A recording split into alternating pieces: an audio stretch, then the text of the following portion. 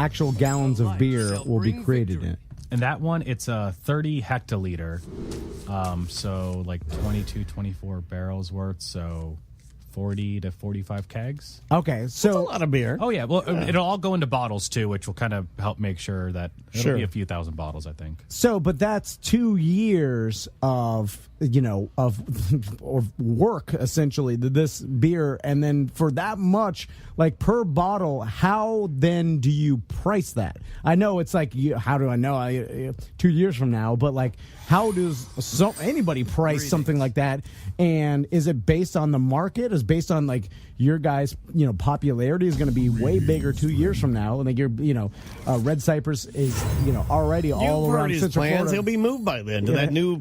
He wants to buy that lake and the land and the thing. So how do you even go about pricing something like that? Yeah, a lot of it's honestly just kind of see what the market's at, and just.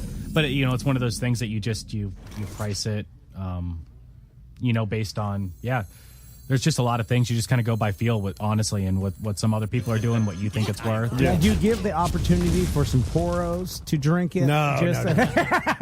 Or should it only be the super elite, upper crust, like the Purge? Yeah. Because that's what I want. I don't want the poros putting your dirty lips on it. Yeah, filth. Yeah. Like I know sometimes though. I mean, it's a beer for educated people. I feel. So do you maybe offer like, okay, we're gonna do a tasting? I'm sure because the rarity of it is fascinating to me, and then like I'm sure like me and Daniel will buy a bottle. I know what's fascinating to you. Fascinating to you is seeing dollar signs on that food and see right. Am I right? Do I know you? I want like $100 a bottle. Yeah, I know you do. Oh, it won't be anywhere near that. That's why when we release the Tom and Dan beer, I've already got a name for the day. What? Take a poo day. Yeah. Okay, so Justin will end up suing us from Cigar City. He's very angry. Idiots. Why did you call it Take a Poo Day? To make fun of us? We're like, we didn't know. Okay, first question. We were your bosses one time. Why? I wasn't. I was lower than him. Oh yeah, you were. Why do you have an everything bagel tattooed on you? This guy's getting loose now. Now we're like at the bar. Well, I remember when you said, "Hey, next time we do this, we should just do it at the tap room." Please. I know. Just for old Danny Dan. And then you showed Daniel was like, "Oh, you got a tattoo, a new tattoo," and you're like, "Yeah, it's an everything bagel." And then no one said anything, and then the first thing I'm like, then I said, "Can I have more beer, please?" Daniel didn't follow that up with why. Well, because I think it's explanatory. I mean, like it's self-explanatory. Yeah. Why? Really? You don't get the symbolism straight off the bat? Yeah. Are you guys crazy? I don't know what the hell you're talking about. If you don't know, I'm not saying. Is it like Jackie Martling fingers in the donut joke? I don't know what the hell's going on. What a reference, man. That's the craziest reference. Why do you have an everything bagel? There has to be some sort of backstory. I will actually say that I have never eaten an everything bagel before. But yeah, I know, but you're super thin. and you have to drink beer all the time, so it's not like you're carbo loading on your off days. Like, obviously, we know that if you were Ralphie May, I would have called you a liar. But first of all, it would have been a donut. We know that. It's not going to be a bagel. Yeah, so is it something personal you don't want to talk about? Oh, it's actually it's a thing between me and my wife. But the other reason is just because it's unique, whimsical. I wanted, it's kind of all of the above. Tattoos should be fun, man. I agree with that. Yeah. Well, you're telling me that. I have a tattoo. Well, on the back, super big affinity he's got for breakfast food. Yeah, on this back, he's got almost a life-size crucifix. All the apostles behind it. It's very, very intricate work. It's and then every time he sins, he has the tattoo artist write it down on there. It's just a never-ending list of nightmares. All right, let's talk about the show you were telling us, because I said, let's take a break first. Okay, fine. We'll take a break. We'll refill. Because I'm kind of digging this Tom on Carl. Because he's a hard-hitting question. This is Tom on Carl. Yeah. Any questions? Tell us about Benghazi. What are you talking about? Did you or did you not? That wasn't near as intimate as how you asked me about the tattoo, though. So tell me about that tattoo. Did you or did you not order the red code? Anyway, we'll take a little break. Come back with more of Corporate Time.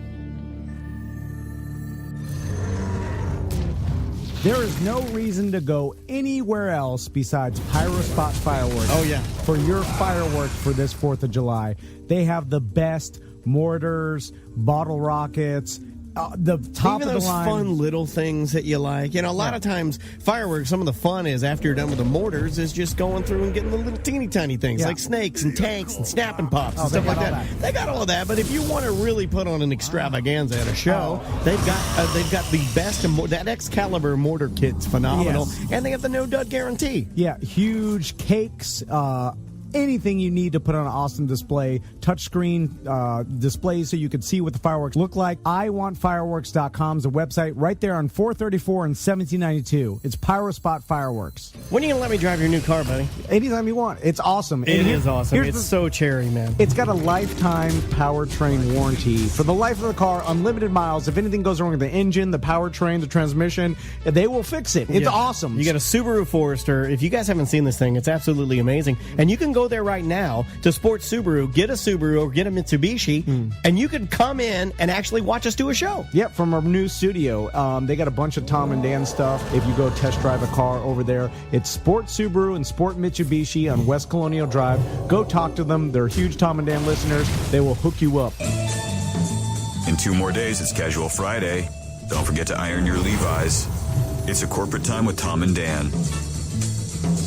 Welcome back to a Carl time with Tom and Dan. I am Carl. I am Carl, too. Man, this beer, I'm just saying, good. You know. I have to work out later today. Oh, I forgot about that. See, that's why I always work out first thing in the morning because, I mean, when you start drinking early, I used to work out drunk. I used to work out drunk. I used to work out drunk with him, and he just shake his head and be like, in college, I was really good at because I did triathlons for UCF. Yeah. And there was a few times that I was working off a buzz at like 6 a.m. on a bike ride from the night before. And he's like, I don't know how you do that. And then one time I had a really, really, really hard, like one of those boot camp workouts. And this was years ago because obviously I haven't been doing that lately. But we're both back in the gym now. You'd be happy with both of us. We're back in the gym. I went yesterday, and I had to pull off the. Do you remember that when I had to pull off the side of the road and puke? Yeah. Yeah, it was bad. It's just not. I would not advise anybody do that. Save your beers for later in the day. But there's something about, and maybe I'll ask you this. There is something about like a beer at like 8 a.m. when, like, let's say you're camping. You know, or you're gonna you have to go hiking, or you're doing something outdoorsy. You know, like maybe you got to do some yard work or something. Like, why does beer take? I almost feel like it's in the blood, meaning that people years and hundreds of years ago would drink homemade beers in the morning to get them going. It was like, I feel like some people drank like a very crudely brewed coffee, and then some people would drink like a beer, an ale, a mead, something way early. Do you like morning drinking? I've had to do it before, both for done some like interviews and stuff, like with the research student paper I'm on. She was taking